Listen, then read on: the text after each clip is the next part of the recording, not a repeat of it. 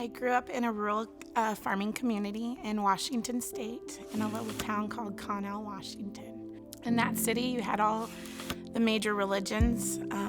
It was one of those things where if you weren't one, you were another, and sometimes people looked down on you for not being a certain particular religion. There were moments in my life where I just went through the motions and said I believed in God and just sitting my hiney in the pew and just doing what I was told to do. As I grew up, I never left Washington. I never moved out of state until I met my husband and we were pregnant with our first child.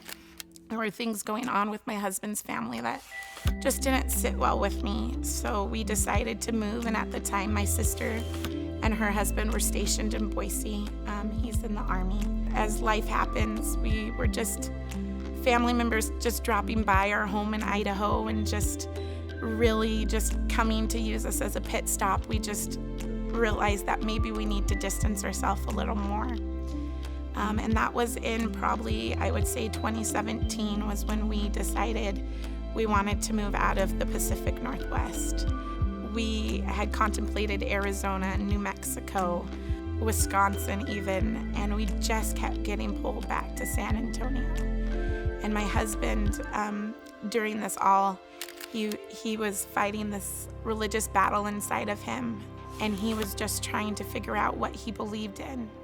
And we were part of a religion that just really told you what to think and what to do and who to follow, and put the fear in us if we didn't follow these rules that we would not be able to see our families in the eternities. My husband's final straw was he had wonderful friends that were of different faiths and different belief systems, and he didn't feel like his heaven would be complete without his friends being there. If he could have his family, why couldn't he have had his friends? And he just told me one night he felt like he needed to leave our religion of our entire life. And then from there, it was 2.5, 3 years of just fighting him on it and really just being stubborn. He was telling me of all the good things that he found in Christ and in Christianity and his little church. And I was just stubborn enough to be like, you're ruining our family and you're hurting our family, and I can't believe you would do these things to us. In 2019 and 2020, those were the years that God used to kind of just open my heart and really just not hurt anymore. But by golly, I just didn't want to give my husband the satisfaction of, following him. So we moved here to San Antonio in August of 2021. We settled on a house that was by Lackland Air Force Base. We, at this time, didn't know anybody, but the house we moved into, the fence was one push from the big brute dog next door would have toppled the whole fence down. And so we actually asked our direct neighbor if he knew of anybody that needed or that could help us get a new fence set up. So he directed us to our neighbor down the road.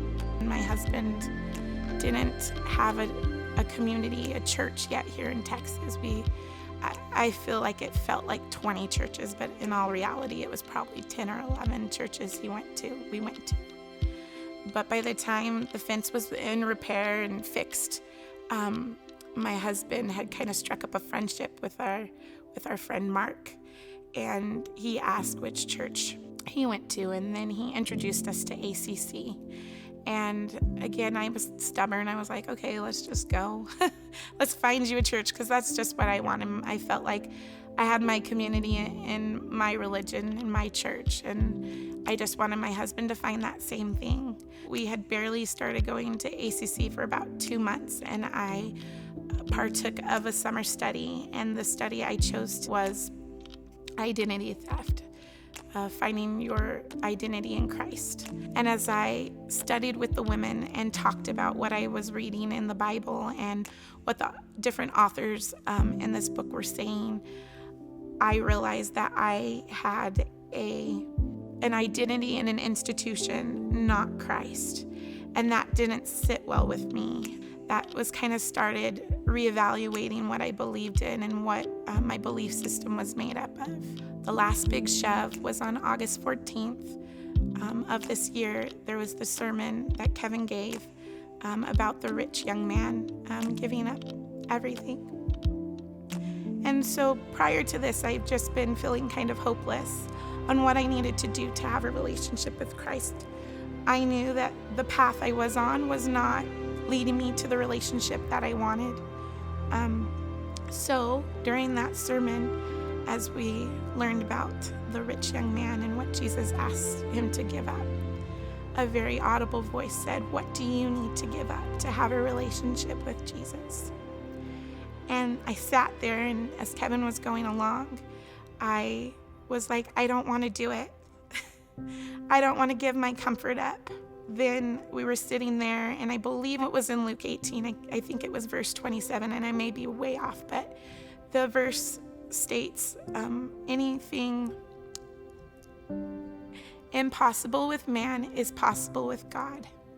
And that kind of shut down every doubt and fear that I have. I've seen in my life so far that things have been given to me that can help me. Loss of friendships, but another good friend comes along and is able to help me in my time of need, or family members just shutting me out temporarily, or, just things like that, where I'm able to have Jesus have his hand in there and have me not worry about those things, have an utter peace.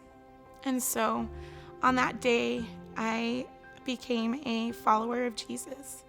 I decided to lay everything out and just let it go, because in the end, I know that Jesus can help me way more than any fractured relationship that I may have with my family who is still part of that religion. So I just want to say, if there's anyone out there that is going through the same thing, that is afraid to leave, whether that's a family relationship or a friend relationship or a partner relationship, that God has way more for you. God has got your back, and he will always have your back. Don't ever feel like you aren't good enough to have him in your corner.